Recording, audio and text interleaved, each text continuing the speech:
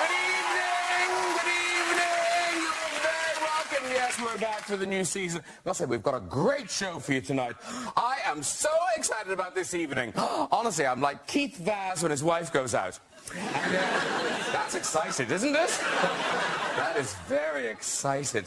Now, it seems like I've been away for ages, ladies and gentlemen. I mean, to give you some idea, the last time I was here, Labour just elected Jeremy Corbyn as their leader, and the England football team was looking for a new manager. Times they change. Yes, Big Sam has quit after being caught up in a £400,000 deal. Here is Big Sam. Big, not necessarily clever. You don't think that's not a great nickname, is it? Do you know what I mean? You're not the special one, the chosen one. No, just Big. Big Sam. What a legend. The only England manager, I'm here to tell you, never to have been beaten. No? Played one, won one. That's it. The Chilean miners lasted longer. There you go.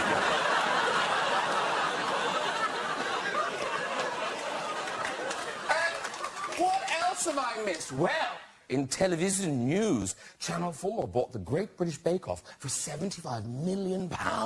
Oh.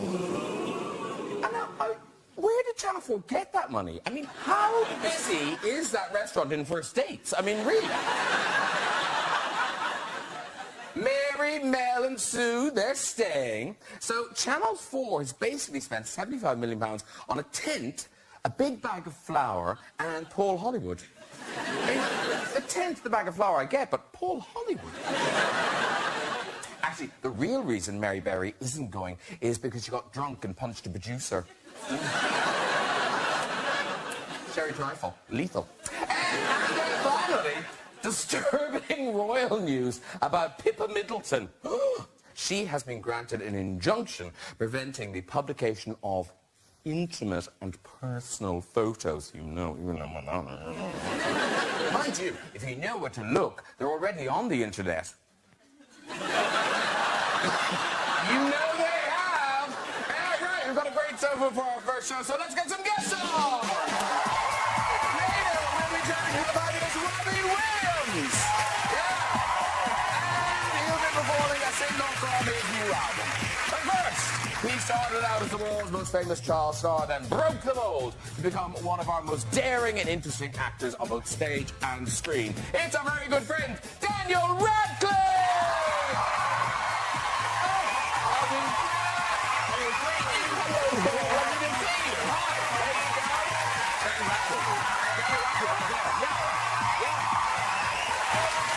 She's the Oscar-nominated star of Up in the Air, Into the Woods, and the hugely successful Pitch Perfect movies. Now she's voicing Princess Poppy in the new film Trolls. Please welcome Anna Kendrick, everybody!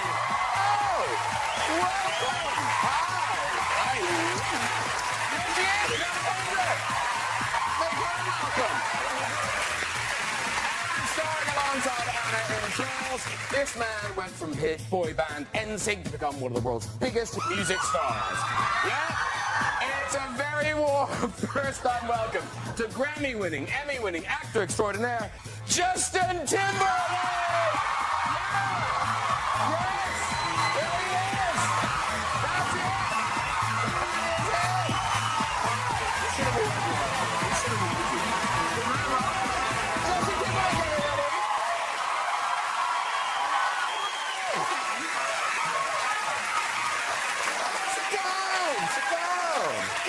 Did you just do a piece of physical comedy? I was trying to do my Peter Sellers bit. Oh, steal the... How did it go? Nobody liked it. No one saw it. They're busy clapping. They love you. Now, Justin Timberlake, you've never been here before. My first time with you. That is weird. I'm already comfortable, by the way. That's good. I'm glad. Already comfortable. You should be. You should be. Drink your tea. Yes. Anna Kendrick. Or is it? Drink it quickly. I have a cab waiting. Now, Anna Kendrick. Anna Kendrick. You started that. And Kendrick, you join us here in Britain at sad times. Sad times because the Great British Bake Off. Oh, I can't talk about it. No, you're genuinely upset, aren't you? I'm really upset. I mean, you're all upset. It's fine. We've been doing press together for Trolls, and she's actually mentioned how, like, obsessed Well, don't make me sound weird. No.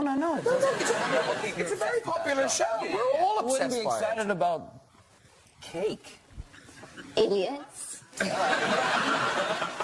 Yeah, I'm very sad, but I also is so great that it's sort of immediately turned Mel and Sue into folk heroes, and we're also proud of Mary for like following suit, and then it's like, of course Paul stayed.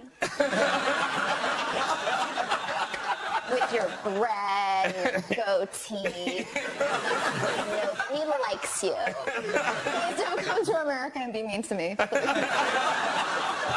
I'm so scared of you. Would you actually, like, if they were, like, can you bake? Like, would you go on the celebrity edition of that show? I can bake, but I like to take my time. Okay. You know, I like to put on a DVD with commentary, bake, and that it like fills up my brain to capacity, and I can't be worried about like nobody likes you because I'm just like butter and sugar.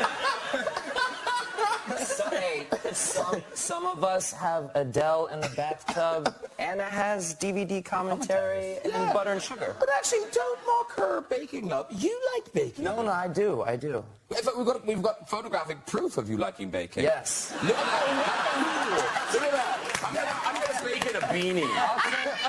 I'll tell you what that is, Graham. Oh yes. It was chilly outside. And I just come from the porch of my house. And where's the photo again? There. Yeah.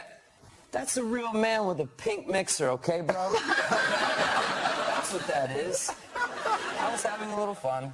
Daniel Radcliffe, the last time you were here, because you caused a bit of sensation, because we discovered, do you remember we did the time traveling thing? Oh, right. Yeah. Because I saw they did it on an American jet show with Yes, you as well. yes, they nicked your bit. I know. Okay, So we're going to do it again. So this is just, so we discovered, this is very weird. So Daniel Radcliffe, obviously here. I know what you're talking about. I look like many Yes. different people Yes. throughout history, and some of them. There's one. I hope the one you're going to show is the one that simultaneously looks like a 12-year-old me and a 75-year-old woman. We've got that one. Yeah.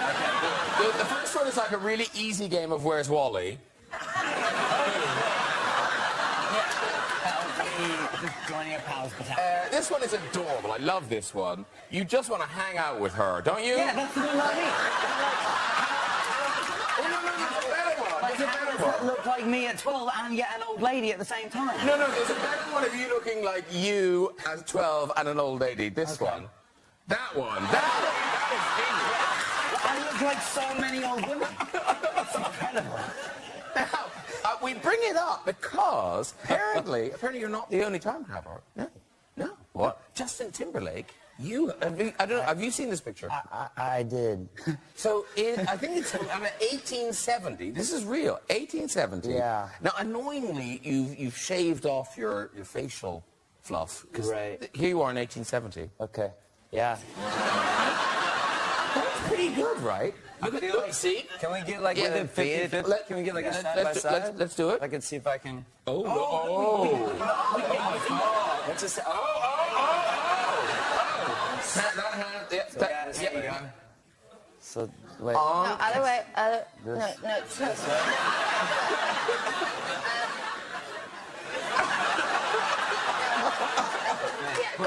In this. the right direction because I'm having like 50-50 dyslexia. Stop moving. Oh, yeah, that's it. That's it. Very good.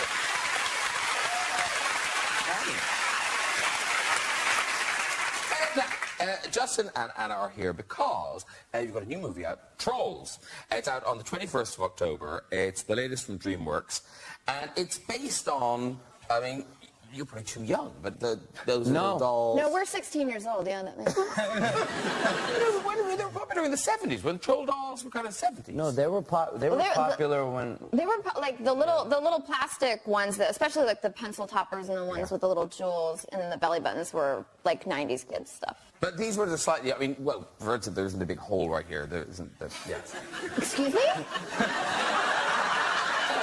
Trolls always had a big hole so you could stick them on a pencil. Well, the pencil topper ones, yes, Yeah. but there were other types were of there? trolls too. Yeah. No, we just had... Did we have other trolls? I thought they all sat on pencils. They weren't just for pencil topping. But it's interesting because you could Stop saying topping. because you can describe You brought up the them- hole, man. You can describe them as a pencil topper, or you can say, yeah, they had a big hole right here, which is what you chose to do. That was your choice. Everyone on this side of the room said pencil topper. You decided that you'd point out there was a large hole. You picked up a troll and had a big hole. But the notorious of these things, people who star in these movies, this is where they meet. They meet when they're doing the promo. But presumably... It's not going well so far. Because of the singing, presumably you did meet along the way. Yeah. Yeah, we actually did work together. But we did all the music together because Justin is the executive producer of the soundtrack. Wow. And they brought Justin on. I had been doing the movie for a couple of months, and they were happy with how it was going, and they wanted to bring Justin on to the movie. But the day that they told me, it was all like very serious because they wanted to make sure I was okay with it or something. And they were like breaking it to me, and I thought like I was gonna get fired or something. And they were like, "Is it okay if we bring Justin Timberlake?" Well, not like is it okay, but they were like, "We're gonna bring Justin Timberlake on, like, you know, to do all the music. Like, how do you feel about that?" And I was like, "Okay."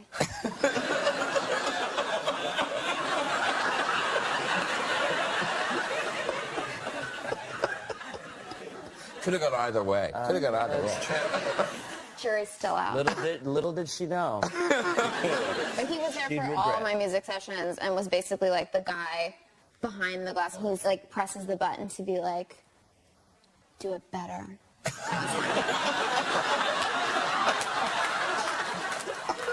Do you want to be a star now?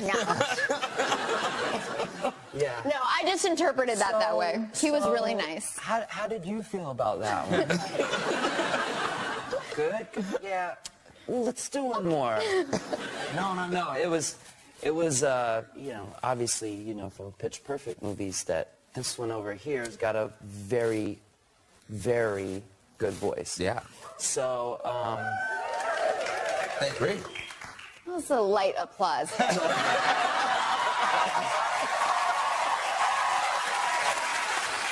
commit to it. I'm leaving. I love that. My singing is better than that. That was a golf clap. All right, let's take a look at a clip from Trolls. This is Branch, your good self, and Princess Poppy sort of starting out on their quest to rescue their friends.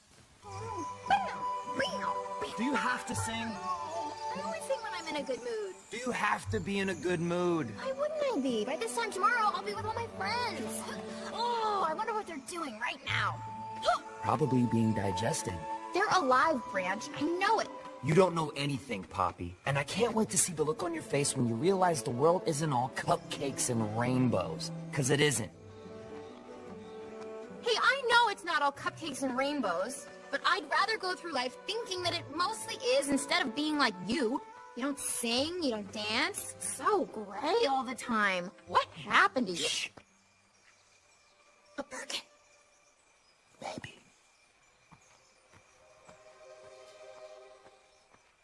There's no Bergen, is there? You just said that so I'd stop talking. Maybe.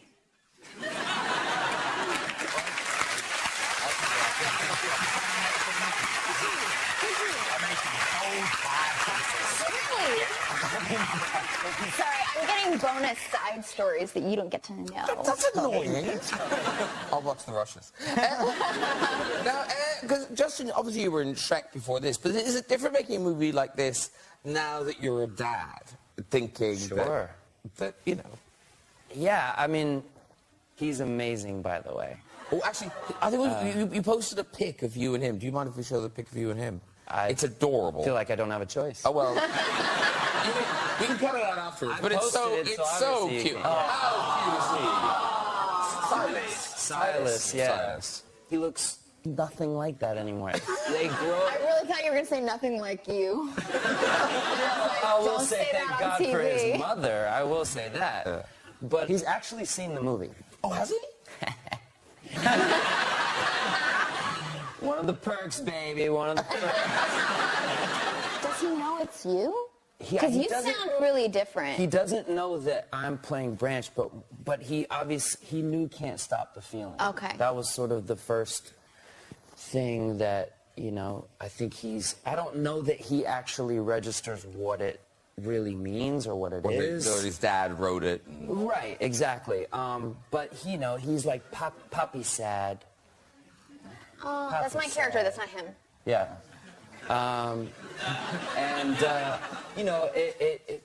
The movie ended and he was trolls again. And I was like,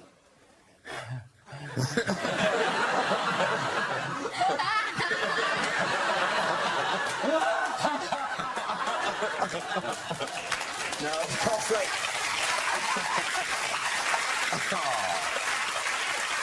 but it's like, watching him learn something every day it's crazy. It's really, they teach you so much too. And I'm sure you've all seen the video for God's sake is just adorable with the people dancing. Now these people dancing, please say yes when I say, are these ordinary people? These are people that aspire to be dancers. Oh, we all aspire. Oh, look at them go. They were fantastic. I have more fun with that than I think any sort of piece that you have to do. Well, the thing is, we all have a dance move we break out, right? So we were asking the audience about kind of their signature dance moves. So, yes. I see cameras turning around. Yeah. Everybody got really giggly all I of see a sudden. everyone. Yeah, I see. Okay, let's do this. Yeah. Where's Lisa? Oh, there's Lisa. Now, Lisa has 2 moves. So tell us the names of your 2 moves. The sprinkler and the lawnmower. The sprinkler and the lawnmower. Okay. Definitely in the gardening. She loves the gardening. Okay, do you want to step out into the aisle there? We'll play a bit of music, and we can see the sprinkler first, and then, what is it? The lawnmower. Yeah. The lawnmower. Okay. So play a bit of music. Here we go. Oh, sprinkler! Sprinkler!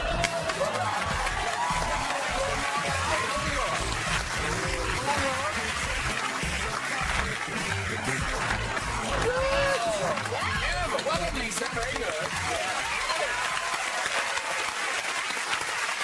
Next up, a push mower.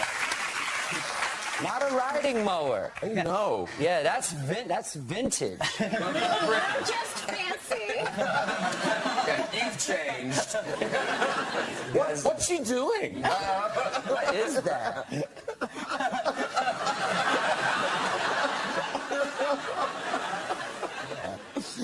Where's Caleb? Oh, there's Caleb. Caleb's is really specific. What's oh, take out the part. It's called Spit the Gun. It's really good. Classy, Caleb, because who knew I was coming to you next? They're doing that dancing item they told me about. Is that in a tissue or anything? Or is your friend just holding that?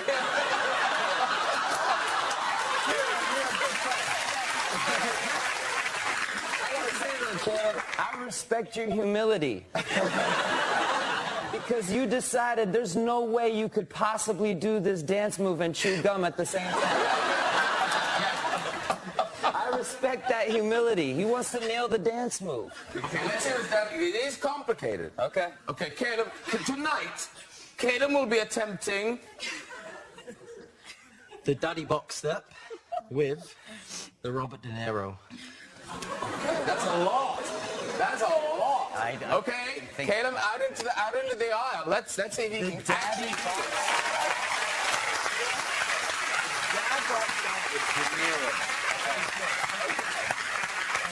Okay, let's start the music. I need a second. Oh, he needs a second. Stop the music. Just to get the face going. Okay. Oh, man. Okay.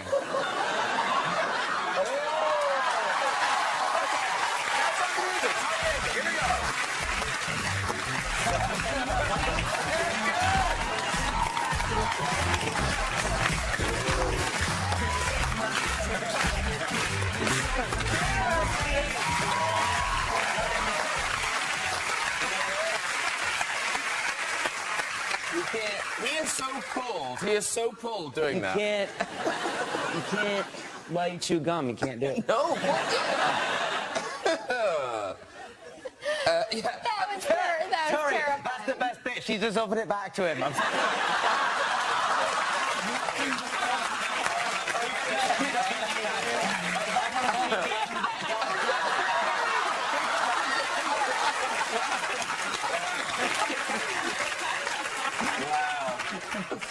Oh, dear. Where's Susie? Susie. Oh, there's Susie. Hiya. What's the name of yours now? Shopping cart. She remembered. Well done. Can you do it in your seat, or do you need to come out into the aisle? I do need to come out. Oh, do you need? Oh, she needs to come out. Let her. She needs space. She needs space for it. Okay, here she comes. Okay. Yeah, just there. Yeah, good. Okay. Play some music. We'll do the shopping cart. Here we go. Oh, geez, go.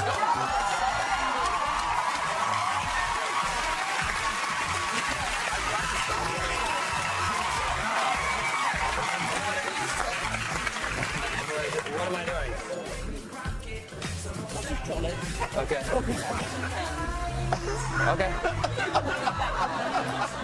You grab an item. Oh, so we're pushing the same cart? Okay. I'm ready. We're going.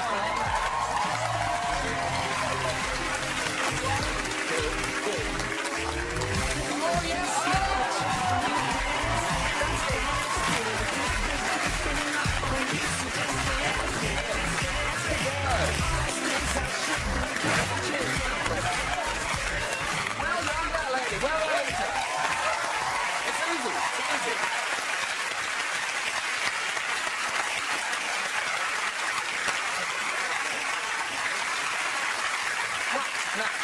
Danny Radcliffe, you've got a couple of films, neither of which is suitable for children. I think that's fair to say. Yes, no, they're not. They are not. Yeah, go take your kids to see Trolls, not Imperium or Swiss Army Man. That one's about. Similar to Trolls, and then you go into the other screen. Yeah, there you go. Absolutely. So Imperium. Let's talk about Imperium. Imperium is out now, and this is an extraordinary. It's a true story. Yeah, it's based on the experiences of a real FBI agent who went undercover with neo-Nazi white supremacist groups for 12 years, and so there's a sort of amalgam of lots of his different experiences. But yeah, everything in the film has happened either to him or someone else. And you met a musical as well. It's a musical. And it's actually very. It's similar to Trolls. It is not. It is not. No, for both. No. Sorry, DreamWorks. But you met the. I met the real guy. Yeah, one of the coolest things just about my job is that I just get to, talk to a real FBI agent and sort of. And he's a very interesting guy. His name's Mike German, and he now sort of does work. Seriously, his name's Mike German. Mike German. Yes. Yes. Which is less funny in America. But yeah, and he went undercover with a lot of Nazis, and yeah, so it's a really fun. I mean, it's not a fun movie. It's fun to make. It's not fun to watch. But making it though must have been uncomfortable because the things you have to say. Right. Yes. And the words you have to use. Yes, not fun. And you're saying them to real people. Yes. I mean, obviously, everyone understands that it's acting, but it feels weird and horrible to say that stuff. So I sort of found myself going up to people in between takes and being, I'm so sorry. I'm not. And you're British. You must have been so sorry. So sorry. Yeah. I felt awful. And also we were doing scenes where like we'd be, you know, filming like a massive KKK rally scene, and we're quite a small crew, so there's only like one guy with a camera. So from a distance, you just see a KKK rally, and so people like would be driving by, getting really angry, and then we'd like all the skinheads and me, we'd all just be like, no, it's fine, we're not really. We're not really. Nothing. Yeah, they would be real, but yeah, it was odd.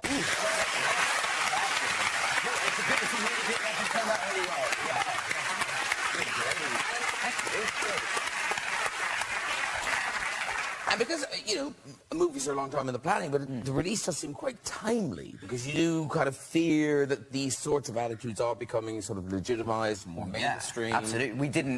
We had no idea. You know, it's not like none of these things were a problem when we made the film. That's obviously why we made it. But at no point when we were making it did we think that so much of those views would be shifting into the mainstream. Like, you know, like Mike German said, you know, he talks about how, you know, these views were expressed sort of in the 90s, were just talked about in like basements and behind closed doors, and now it's obviously in a very public platform. Now, talking about public platform, because I heard you talking on a show where you met Donald Trump.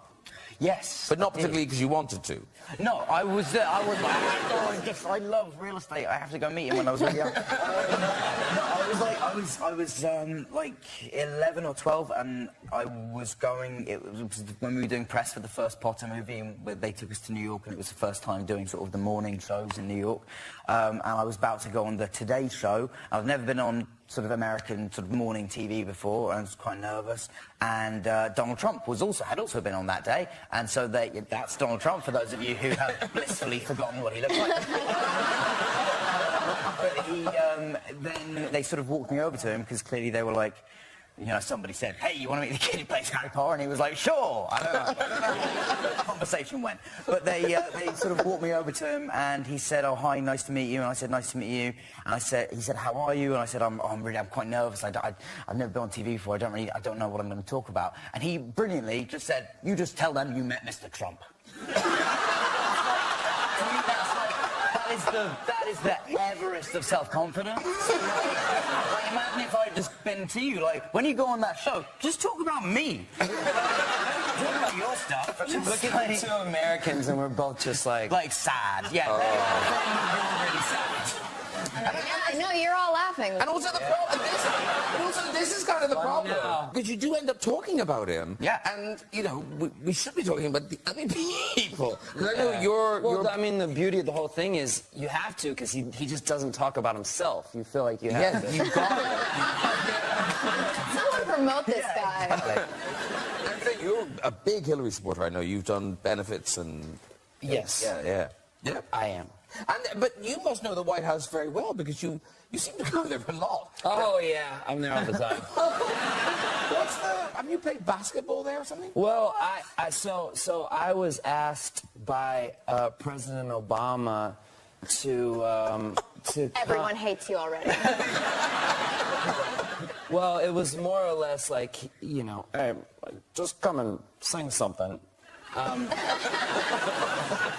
But I got there early because they offered to give us a tour of the White House again, and you had heard these you know, because I'd been there with we so heard the again.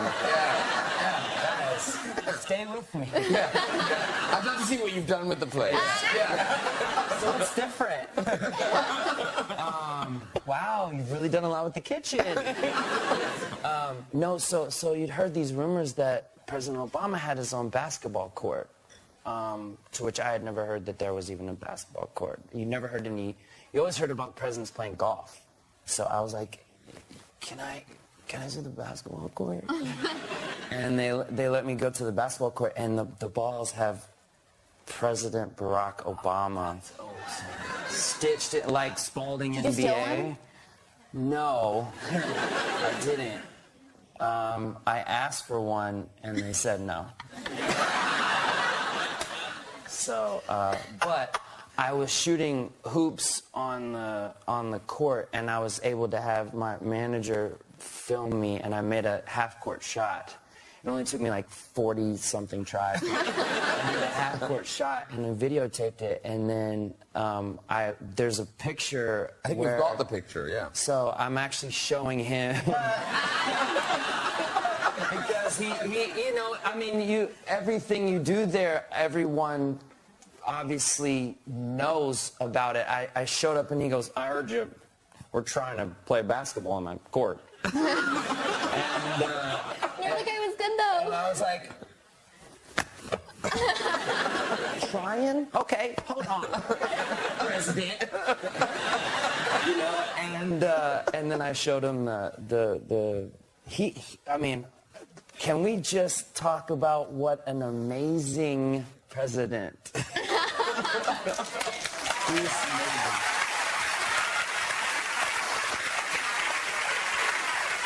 Now, Daniel Radcliffe, we must also mention, honestly, this is already one of the most talked about movies of the year. Swiss Army Man. Right. It's out today. Yes. And it's one of those movies, people see it, they love it, or they see it and go, what was that?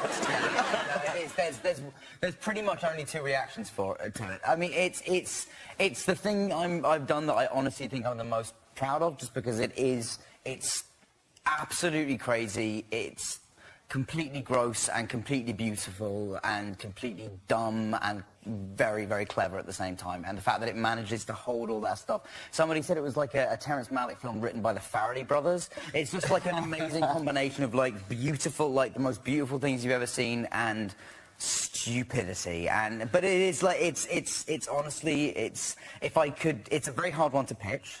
But if I could explain it very quickly, then we wouldn't have had I'm to sure make you'll do it. better than we did with Troy. It is basically Paul Dano plays a guy who is a sort of suicidal man on a desert island, and just as he's about to top himself at the beginning of the movie, he sees a dead body wash up on the shore. Bring your kids. Yeah, bring your kids. And that dead body is played by me. After a few minutes, he's trying to like make his sort of final speech and like his last words, and every time he gets to the point where he's about finished, he just hears some like gas escaping from this body. So he's like, I can't make this sort of profound thing while this corpse is farting in front of me, and it's sort of ruining his last moments. And then he notices that the body starts to move around in the water, and within about 2 minutes he rides me like a jet ski across the open ocean to safety. And and then the movie gets sort of progressively weird from there. You play a dead body throughout, yeah, and yet, strangely, it is one of those life-affirming films you'll see. Yeah, it is. Like, it's joyous. Genuinely, it is joyous. It's about joy. Like, the principle He literally rides you like a jet ski. Yeah. It's amazing. No, seriously, and the music is... The soundtrack is amazing. I just registered. Yeah.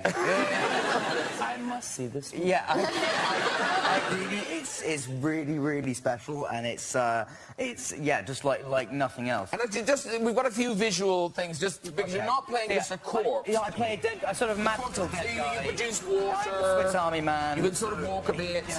You know, that's Paul puppeteering me, telling me I'm special. This is amazing. You can use me as a... Look at that. That's good. I you can shoot stab me things. as a machine gun. Chopping stuff. You're useful. Yeah. You're really useful. That is the Swiss Army Man. Yeah.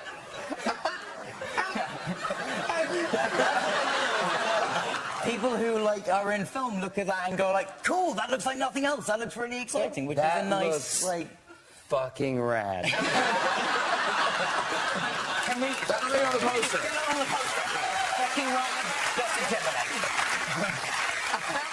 Actually, your whole explanation and just use In that. fact, don't even ask me about the film, just ask Justin. And the Deadeye thing, you can do the Deadeye thing, can't you? Yes, the Deadeye thing was a thing I thought everybody could do, where I just sort of make one of my eyes go like a bit lazy and weird. Yeah, see, some other people can do it. You're doing something.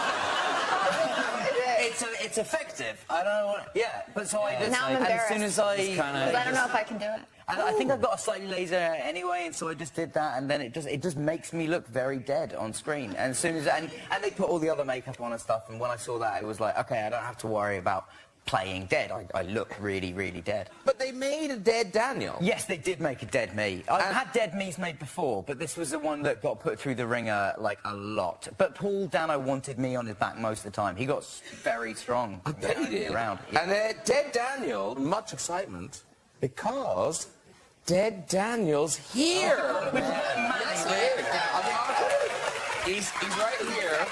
Here is dead Daniel. Here the whole time?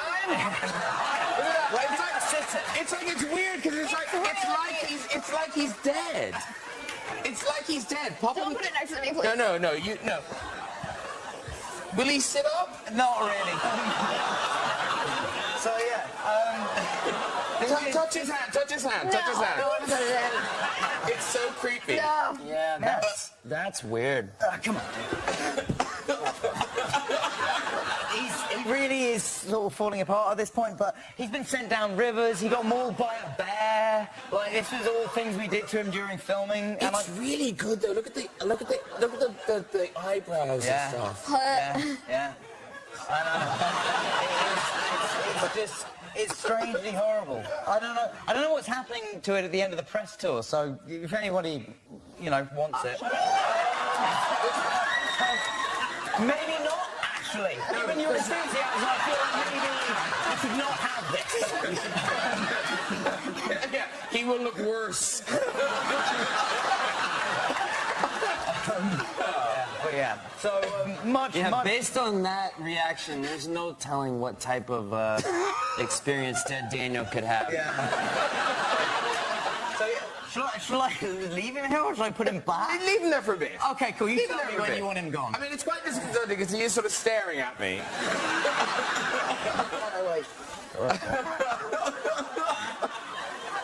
There you go.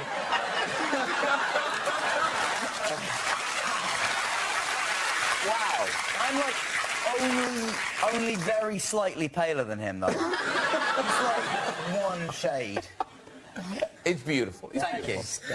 Right, ladies and gentlemen, it's time to meet our musical guest tonight. He rose to fame as a member of Take That before becoming one of the biggest selling solo artists of all time. Now he's back with his 11th studio album. Yes, the Heavy Entertainment Show. Please welcome Robbie Williams.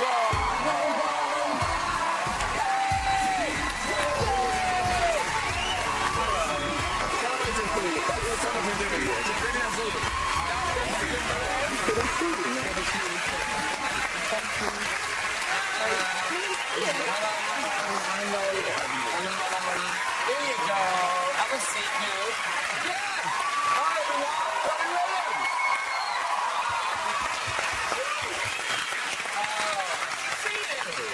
It's nice to see you too. Nice to see you. Let's see what trouble I can get in tonight.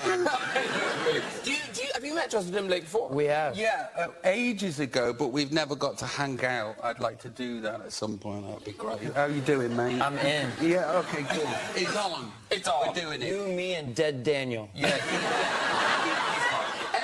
That looks like me pre-rehab. This new album, Heavy Entertainment Show. Now, this album, these are good stats, ladies and gentlemen. If this album goes to #1, it will go to #1. You will tie with Elvis Presley for the most #1 albums by a male solo artist.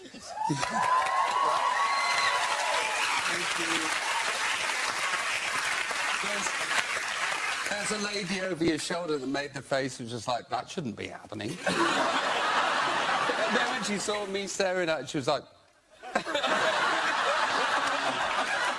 Yeah, no, it's incredible, you know. You get many of those pinch yourself moments throughout your life, but then you sort of go, is this real? Is this really what's happening? But I'm here, I'm still knocking about, still singing songs. Seems to be going okay. Yeah.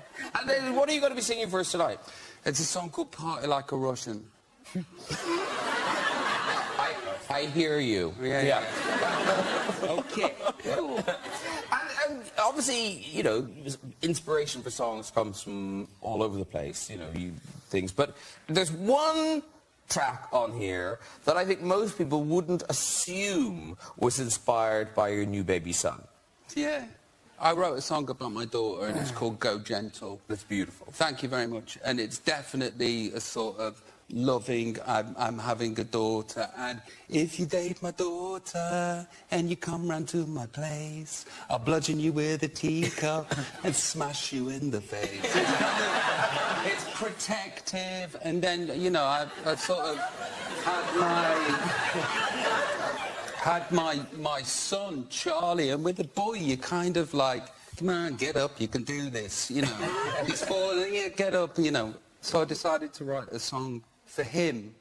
It's called Motherfucker.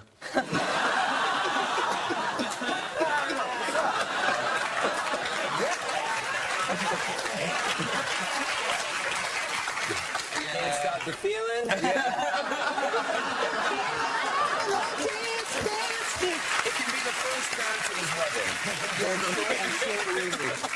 Yeah.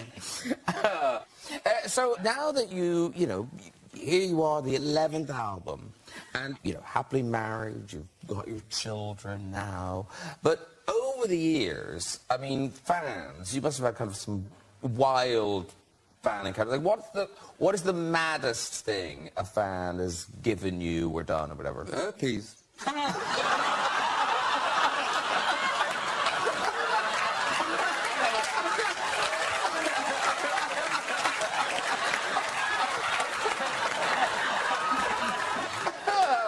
Justin knows she can't get it twice.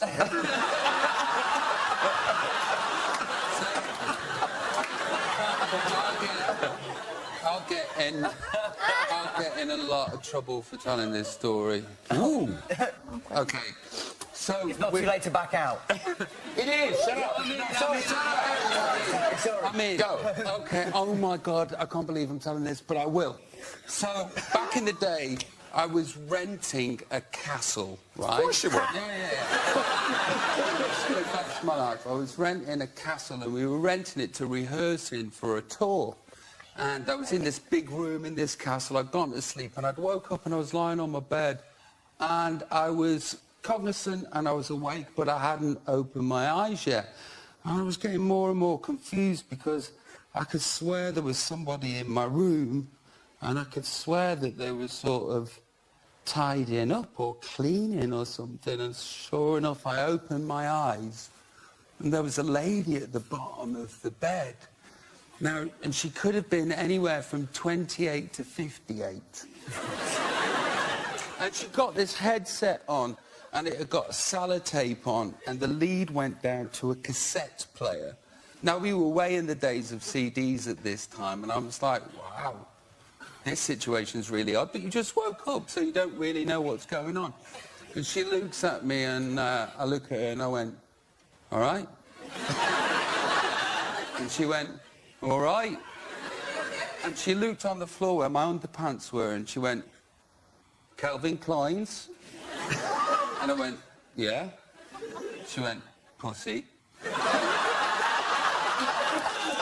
I'm like, okay, this is definitely really weird. And she went, have you got Morning Glory? So this is back in the day when I used to have Morning Glory. So I was like, yeah. He says, I'll wank you off.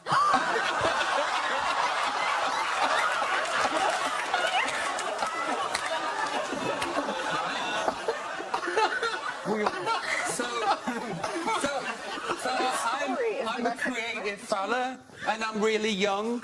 I can close my eyes and pretend it's somebody else. So it was like, yeah, go on then. So anyway, she does the dirty deed, and it's confusing, and I felt defiled. Off she went on her merry way. And that night, I was with the lady that ran the castle. It was her job to run the castle. I said, you know what? I said, your cleaner's weird. And she said, what do you mean? I said, the cleaner that came in today, she's weird. So we don't have cleaners on a Wednesday.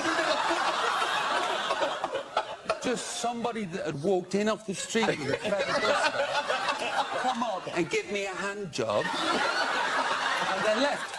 But not only that, cut to like 3 years later, I'm with my band, and I'm like, and it was just a lady that had come up, give me a hand job, and left. And my guitarist went, No. That's Maureen from the pub. She said she did that, but nobody believed her.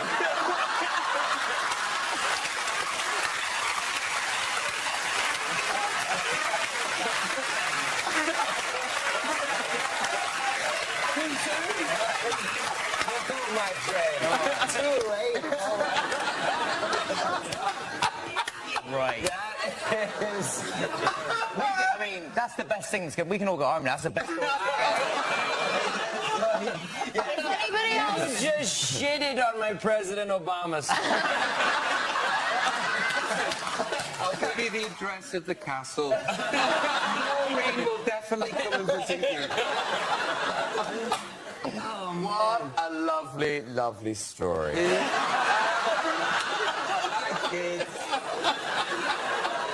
Entertainment show, that is out on November the 4th, I believe. Yeah. Presumably you'll be touring and everything. Yeah, next year, but there's no dates planned. I just know that it's happening. It's just sort of improv. It's very relaxed. Yeah, it's very relaxed. Shows up. Always Yeah. is. We'll do it right here.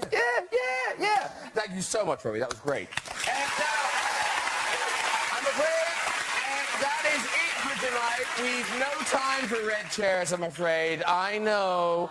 But to be fair, it would be very hard to top Robbie's story. Yeah. So it just remains to say a big thank you to my guest tonight, Mr. Robbie Williams. Daniel Radcliffe. Anna Kendrick. And Mr. Justin Timberlake. Join me next week for a packed sofa. Musical guest Amber Riley, the hilarious John Bishop and Miranda Hart, actors Sam Neill and Ewan McGregor, and the great Danny DeVito. I'll see you then. Good night, everybody. Bye.